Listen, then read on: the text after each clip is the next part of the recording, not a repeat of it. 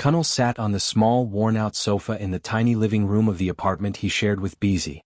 The walls were painted a dull cream color, chipped in many places, and the ceiling fan creaked loudly as it slowly rotated. He rubbed his face with both hands and let out a long sigh. The letters had come again that morning, letters from Mr. Bello, their landlord. The words were clear.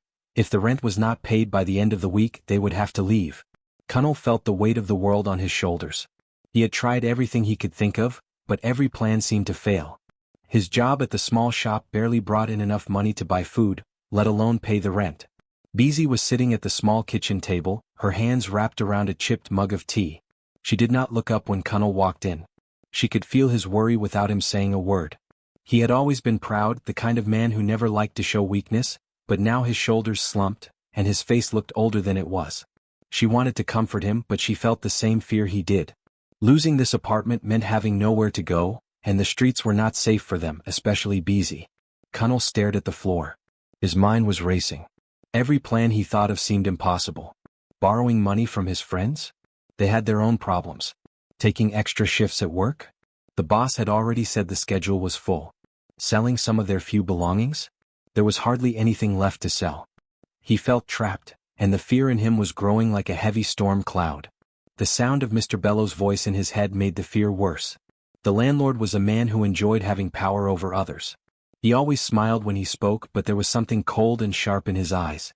Cunnel remembered the first time they met. Mr. Bello had walked into the apartment, looked around, and made small talk, but there was a tension underneath, a kind of control that made Cunnel uncomfortable. From that day, Cunnel had known that this man did not care about kindness or understanding. He only cared about control and money. Beezy finally spoke, her voice soft but full of worry. "Cunnel, what are we going to do?" she asked. She looked up at him with wide eyes, searching for hope. Cunnel shook his head slowly. "I don't know, Beezy. I just don't know," he admitted, his voice almost breaking. He hated showing weakness in front of her, but the truth was heavier than his pride. They sat in silence for a few minutes. The only sound was the soft ticking of the old wall clock and the occasional creak of the building settling. Cunnel's mind was working furiously. He had to find a way to pay the rent. He had to protect Beezy. She trusted him, depended on him, and he felt the pressure like a tight rope around his chest. Cunnel remembered the last few months. Life had been hard, harder than he ever imagined it would be. He had lost money on a small business venture that seemed promising at first. Then his shop job had cuts in pay, leaving him struggling more than ever. Bills kept coming, each one heavier than the last, and now the rent was overdue by 2 months. The thought of facing Mr. Bello again, seeing that small, cruel smile, made Cunnel's stomach churn. Beezy reached out and touched his arm gently. "Cunnel, maybe we can talk to him, explain our situation. Maybe he'll understand," she suggested. Cunnel looked at her, and he saw hope in her eyes, hope that he did not feel. He wanted to believe her, but he knew Mr. Bello too well.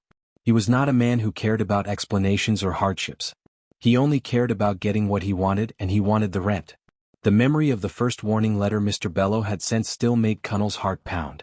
It was polite in words, but the tone was threatening. "Pay the rent on time or face the consequences," it had said. Cunnel had tried ignoring it at first, hoping things would improve, but the landlord had followed up quickly, visiting their apartment and making his presence felt. He walked around with an air of ownership, looking into every corner, making sure Cunnel and Beezy felt small and powerless. Cunnel thought about the people he could turn to. His family lived far away, struggling with their own lives. Friends were also in tight situations. It seemed like no one could help. He felt like the walls were closing in, and every second made the problem worse. Panic and desperation were creeping into him, making him think in ways he had never considered before. Beezy watched him silently, knowing something was brewing in his mind. She had seen him stressed before, but this was different. There was a tension that ran deep, something that frightened her. Cunnel was not the kind of man to give up easily, but the fear of losing everything made his actions unpredictable. She feared what he might consider next. Cunnel stood and walked to the window. He looked down at the street below, at the people walking past, laughing, talking, living normal lives. He felt envy and shame. Why was his life so difficult compared to theirs? He clenched his fists and took a deep breath, trying to calm the storm in his mind. He knew he had to do something, anything but what. Hours passed, and the evening light faded into a dim orange glow through the small window. Cunnel and Beezy had not eaten. The fear of the coming week pressed heavily on them. Cunnell's mind kept turning over possible solutions, each one more frightening than the last.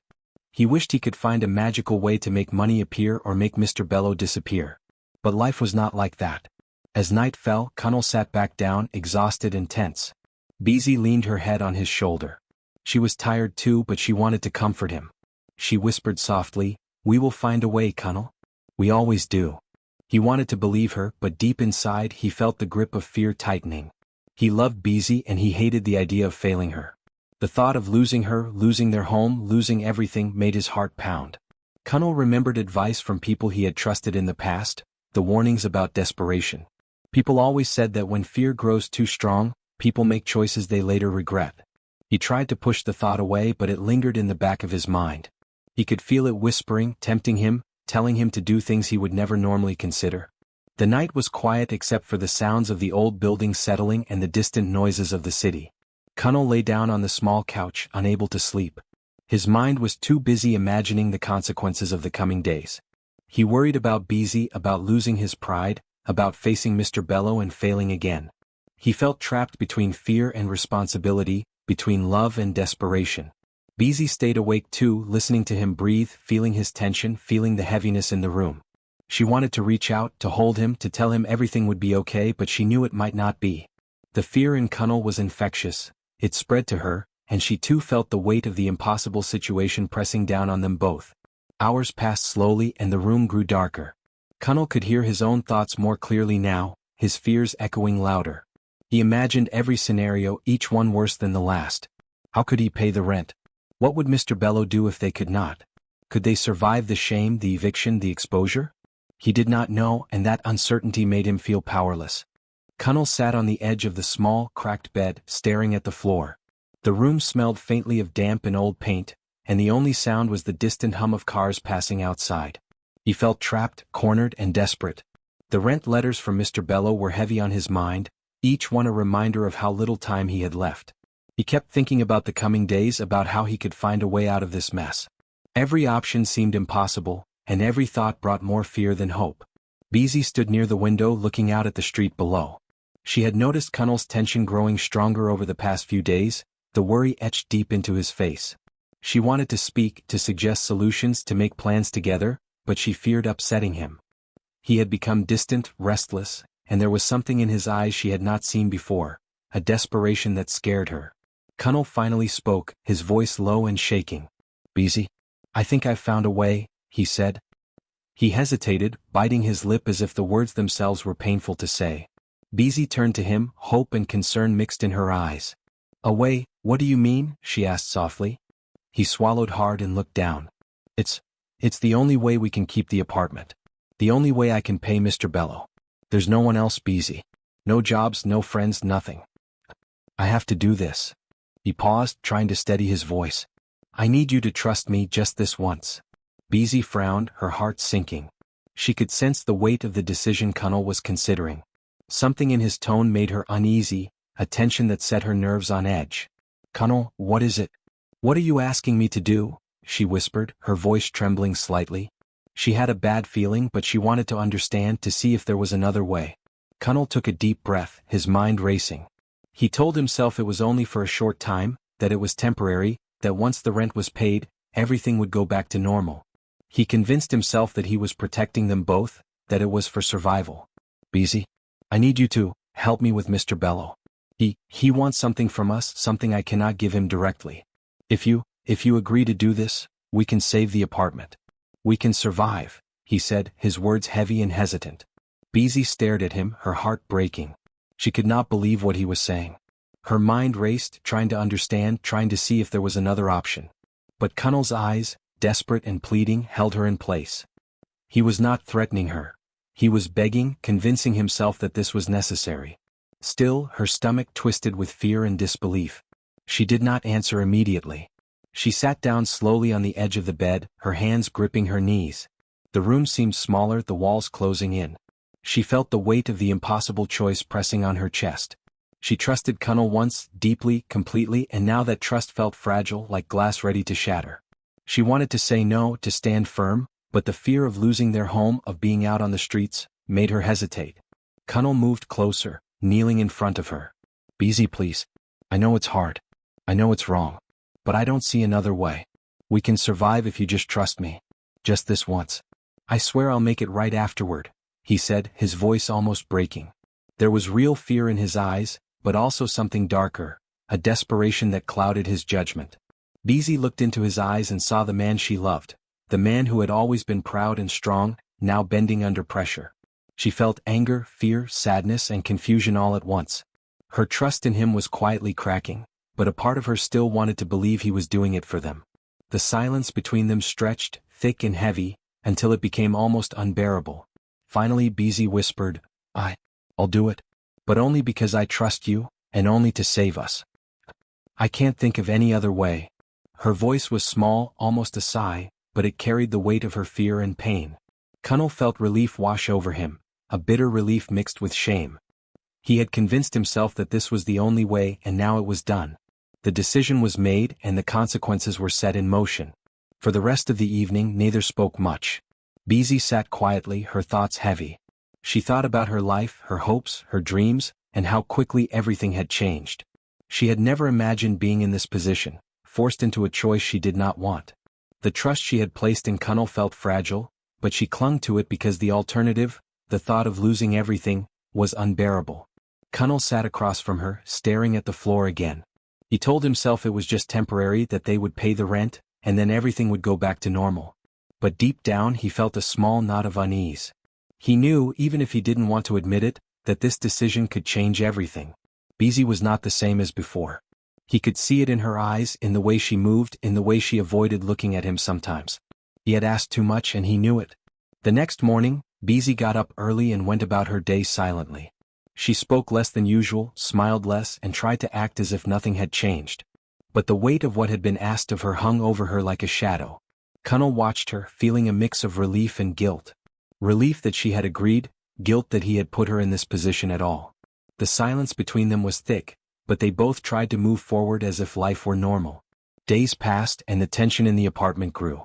Cunnel kept working, trying to find a way to pay the remaining debt, but nothing seemed to be enough. Each time Mr. Bello called or came by, Cunnel felt a new wave of fear and shame.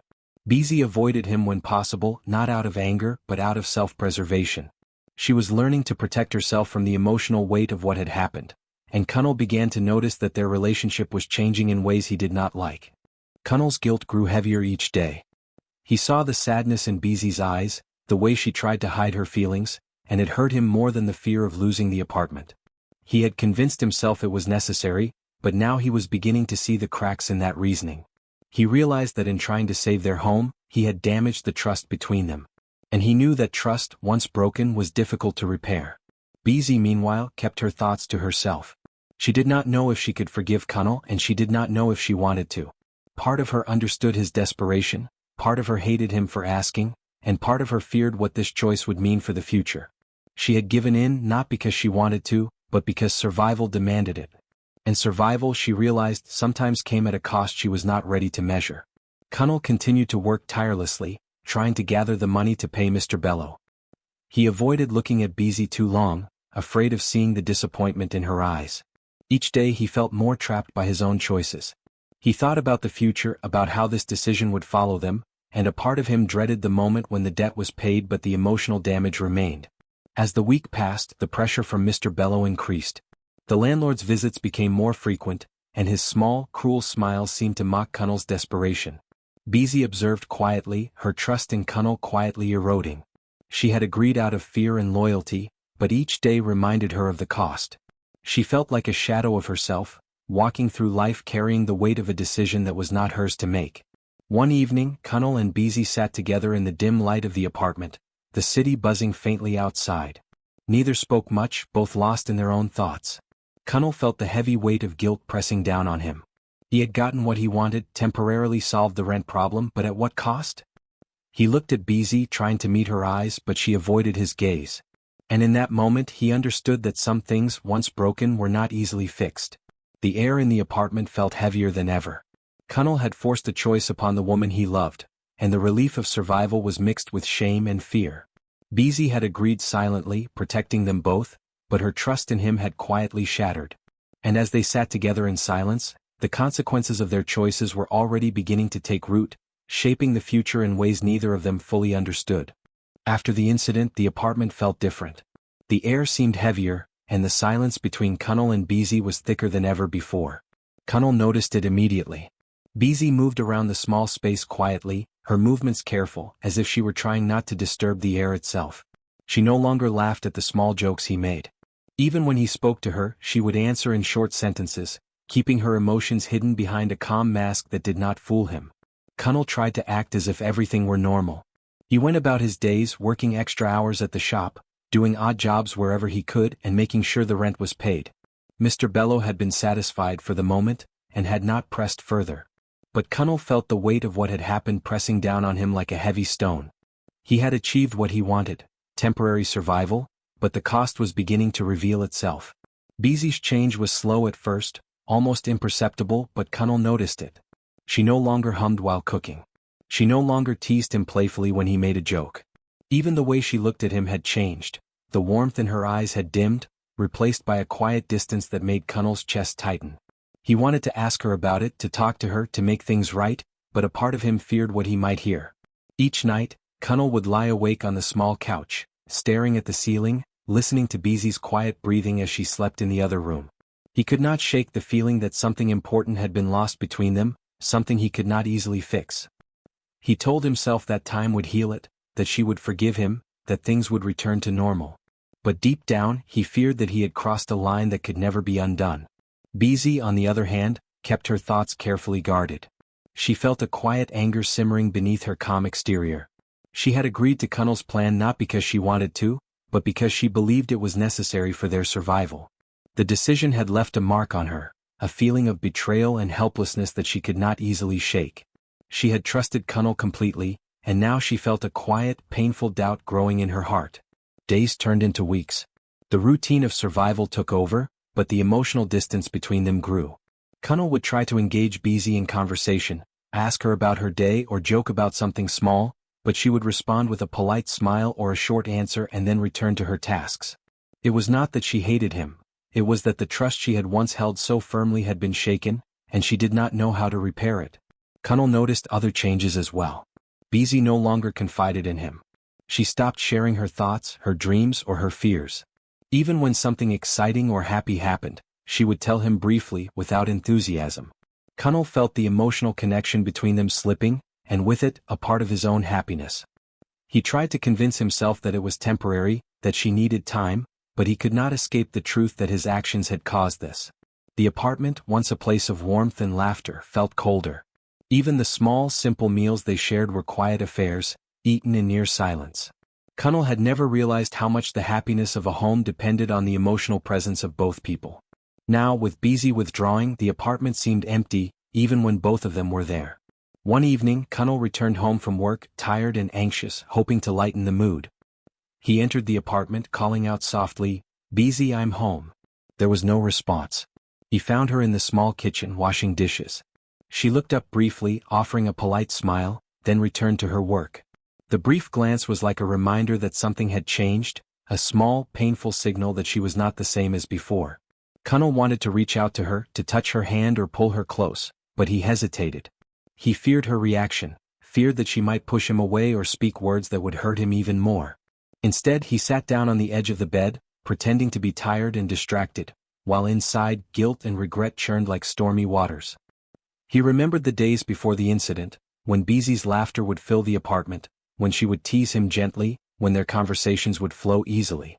Now, even when they were in the same room, there was a barrier between them, a quiet tension that made him feel like a stranger in his own home. He realized with a sinking feeling that some actions, once taken, leave traces that cannot easily be erased. Cunnel tried to compensate in other ways. He worked longer hours, brought home small gifts when he could, and tried to make meals he thought she liked. But Beezy's quiet distance could not be erased with presence or actions. She had withdrawn emotionally, and no amount of effort could bring back the trust and warmth that had been broken. At night, Cunnel would lie awake thinking about the choice he had made. He had convinced himself that it was necessary, that there was no other way. But now, seeing Beezy's quiet pain, he began to question himself. Was it really necessary, or had he let fear and desperation guide him too far? He felt a deep, gnawing regret. The apartment was safe for now, but at what cost? Beezy, for her part, kept her emotions carefully hidden. She did not want to hurt Cunnel further, and she did not want to give him the satisfaction of knowing how deeply his choice had affected her. But the quiet anger and sadness inside her grew. She often stared out of the window thinking about her own life, her dreams, and how quickly things had changed. The trust she had placed in Cunnel had been damaged, and she did not know if it could ever be repaired. Cunnel began to notice subtle changes in her behavior. She avoided sitting close to him, kept her phone and personal things in a careful order, and rarely shared details about her day. Even when they spoke, the conversation was safe, neutral, never touching the deeper emotions they once shared. He felt the growing distance and tried to ignore it, but each day made it harder. He remembered a time when Beezy had shared her dreams with him, her hopes for the future. Now those conversations were gone. She no longer spoke of what she wanted or how she felt. She had retreated into herself, building walls to protect her own heart. Cunnel understood that the damage he had caused was not just temporary. It had left a mark on their relationship, a scar that would take time, perhaps years, to heal. Despite this, life went on. Cunnel continued to work, to pay the rent, to manage the apartment. But the victory felt hollow. The survival he had fought so hard for now felt empty without the warmth of Beezy's trust and companionship. He realized that survival alone was not enough. The human connection, the shared trust and love, was what truly made life bearable. Beezy also carried her own burden. Each day she reminded herself that she had made the choice to protect them, to survive. But even as she did, the quiet anger and sadness within her grew. She thought about her own life, her freedom and her choices, and she felt a deep ache. She loved Cunnel, but she also felt the weight of betrayal, of having been pushed into a decision she would never have made freely. Cunnel noticed small changes in himself as well. He felt restless, anxious, and often guilty. The pride he had once carried had been replaced by a quiet shame. He realized that the path he had chosen, even if it seemed necessary at the time, had consequences that reached far beyond the immediate problem. The apartment was safe, but their relationship was fragile, and Cunnel understood, perhaps for the first time, that some actions cannot be undone. Beezy began to spend more time outside the apartment, taking walks and visiting friends occasionally. She needed space, a way to clear her mind and regain some sense of self. Cunnel watched her go, feeling a mixture of relief and sadness. He understood that she needed time, but he also felt the growing distance between them. Each day apart was a reminder of what had changed, of the quiet damage that had been done. At night, when the apartment was quiet, Cunnel would sit alone, reflecting on the days that had passed. He thought about the choice he had made, about the fear that had driven him, and about the trust he had broken. He knew that Beezy's pain was real, and he knew that he could not easily repair it. The thought of losing her, emotionally if not physically, was unbearable. Beezy, meanwhile, spent her nights staring out of the window, thinking about her own life. She wondered if she would ever be able to trust Cunnel fully again. She wondered if their relationship could survive the quiet damage that had been done. And deep down she felt a sense of loss, not just of the trust she had placed in Cunnel, but of a part of herself that had been forced into a situation she never wanted. The days and weeks continued in this quiet, tense rhythm. Cunnel worked, Beezy withdrew, and the apartment felt like a place of survival rather than home. The laughter, warmth, and joy that had once filled the space were gone, replaced by quiet tension and careful steps. Both of them knew that life had changed, and neither could pretend otherwise. Cunnel realized that survival had come at a cost far greater than money. He had preserved the apartment, but he had damaged something far more important: the trust, the love, and the emotional connection with Beezy. And as he sat alone at night, listening to the city outside, he felt the weight of that realization pressing down on him like never before. Beezy also realized that the cost of survival had been high. She had protected them, done what was asked, and yet the emotional toll was undeniable. She had given up a part of herself to preserve the life they had, and now she had to navigate the quiet, painful distance that had grown between them. She did not know if things could ever return to what they were, and that uncertainty was a constant ache in her heart. Cunnel and Beezy lived in the same apartment, under the same roof, but something had changed. They were together physically, but emotionally, there was a distance that neither could cross easily. The apartment was safe from eviction, but their hearts were fragile, and the invisible walls between them were growing higher each day. Beezy had spent weeks thinking, planning, and trying to rebuild a part of herself that had been broken. The apartment, once full of warmth and trust, had become a place of quiet tension, and she could no longer ignore the weight of what had happened. Each day she felt the anger and disappointment growing inside her, and she realized that she could not let it remain unspoken. The fear of speaking up had kept her silent before, but now courage began to grow within her. It started quietly. She made small notes about what had happened, writing down her thoughts and feelings in a notebook she kept hidden. She recorded each interaction, each moment that made her feel uncomfortable, each action that crossed the line. The process was painful, but it helped her organize her mind and clarify the truth of what had occurred. Writing it down made her feel stronger, as if she were reclaiming control over a part of her life that had been taken from her. Connell noticed the change in her, though he did not understand it at first. Beezy began to speak more firmly, make decisions on her own, and spend time outside the apartment. She walked through the streets with her head held high, her steps steady, and her presence confident. Connell felt both relief and fear. Relief because she was no longer hiding, but fear because he sensed that the moment of reckoning was approaching. One afternoon, Beezy told Connell that she needed to go somewhere. He asked where, but she smiled briefly and said, "Just to take care of something important. I'll be back." Connell did not press further. He wanted to, desperately, but he could feel that she was determined, and any attempt to stop her might push her further away. He watched her leave, walking down the street with a purpose he had not seen in weeks, and he felt a strange mixture of admiration and dread. Beezy went to a local office where complaints against landlords and workplace misconduct could be filed. She sat in the waiting room, her hands folded tightly in her lap, heart pounding with nervousness and determination. She had rehearsed her story many times in her mind. She was careful to speak clearly, truthfully, and without exaggeration. She knew that honesty was her strongest ally. When the receptionist called her name, she took a deep breath and stood, feeling a sense of both fear and relief. When she met the official, Beezy explained everything: Mr. Bellow's behavior, the pressure and manipulation, and how Connell had been forced into desperate actions. She told her story carefully, avoiding unnecessary detail, focusing on the truth and the impact it had on her life and Connell's. The official listened attentively, taking notes, asking questions, and assuring her that her complaint would be taken seriously. After leaving the office, Beezy felt a weight lift from her shoulders. The courage she had found in herself was powerful, and she knew that she had taken a step toward reclaiming her life. She had acted not only for herself but also to prevent Mr. Bellow from causing the same pain to others. Walking home, she felt the city around her in a new way. The streets were noisy, but she noticed the movement of people, the laughter of children, and the smell of food from nearby stalls. Life felt bigger, fuller, and more alive than it had in months. When she returned home, Connell was there, waiting anxiously. He had spent the day trying to distract himself, but he could feel a change in the air. Beezy entered with a quiet determination, and Connell noticed it immediately. He tried to speak, to ask her about her day, but she shook her head gently. "I have done something important, Connell," she said softly. "Something to set things right." He did not understand fully, but he could sense the seriousness in her tone. The following days brought unexpected developments. Mr. Bellow, who had been confident and controlling, suddenly faced inquiries and investigations. Beezy's complaint had reached the right people, and the truth about his actions came out.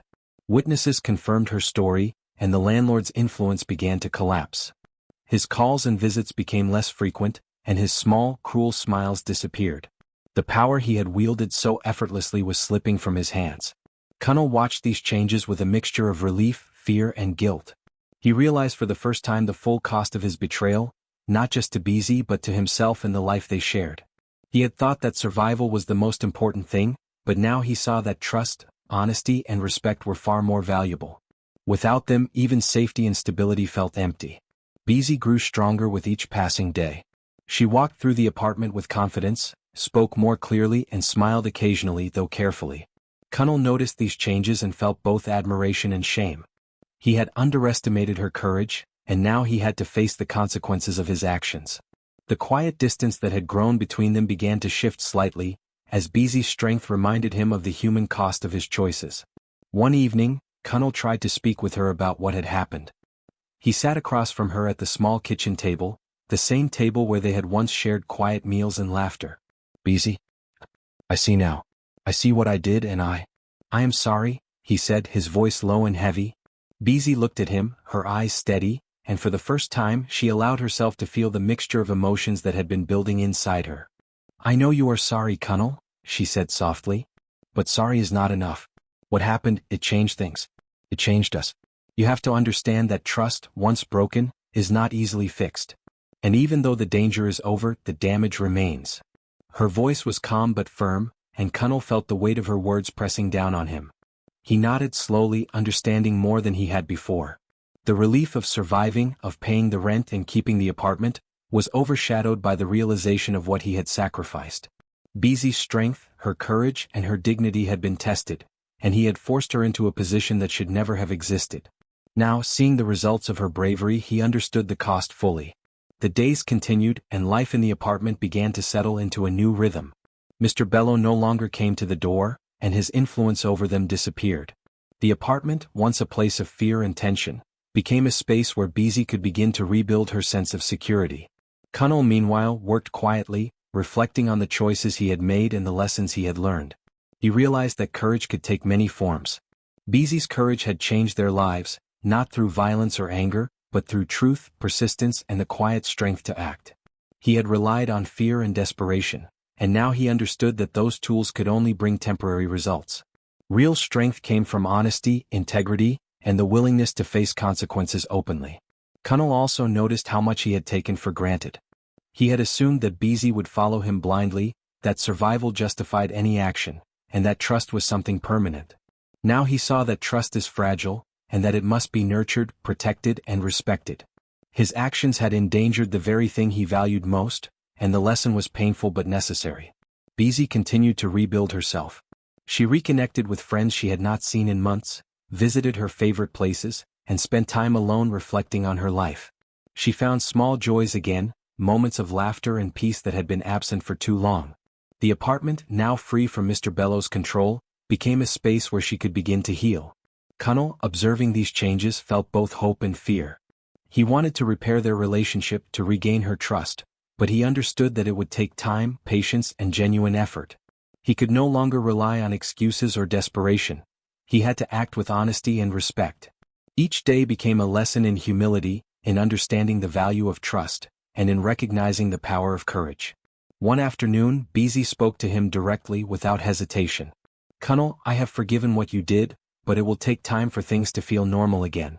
We must rebuild slowly, carefully, and with respect for each other. That is the only way forward." Connell nodded, grateful for her words, yet aware that forgiveness was not a gift to be taken lightly. It was earned through action, honesty, and time. As the weeks passed, Connell began to change. He focused on small acts of kindness, on listening to Beezy, and on rebuilding the trust he had broken. He understood now that survival alone was not enough, that life required integrity, honesty, and mutual respect. The apartment, once a place of fear, slowly became a home again, though the lessons of the past remained. Beezy's courage had not only exposed the wrongdoing of Mr. Bello, but it had also revealed the depth of her own strength. She had faced fear, taken action, and changed the course of their lives. Connell realized that he had relied too much on fear and manipulation, and now he understood the true meaning of responsibility, trust, and courage. Their relationship remained fragile, but there was hope. They had survived the immediate danger, but the real work was in rebuilding what had been broken. Connell understood that every action had consequences, and that choices made in desperation could create wounds that take time to heal. Beezy had taught him a lesson he would never forget. Courage, truth, and integrity are stronger than fear, and the human spirit can overcome even the darkest moments. Beezy stood in the doorway of the apartment, her small suitcase at her side. The sunlight streamed through the window, catching the dust in the air and making it shimmer like tiny stars. She looked around the apartment one last time, taking in the walls, the furniture, and the quiet spaces where so many memories had been made. Memories both good and painful lingered there.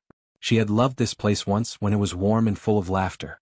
Now it felt like a space that had held fear, betrayal, and hard lessons.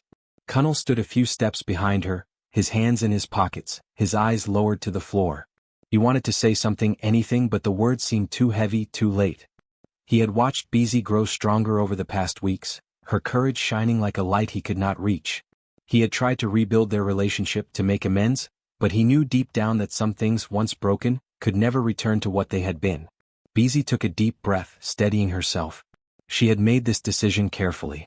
Walking away was not a sign of weakness. It was a choice to reclaim her life, to protect her dignity, and to build a future where she could feel safe and respected. She had been forced into impossible situations, faced manipulation, and seen the consequences of fear-driven choices.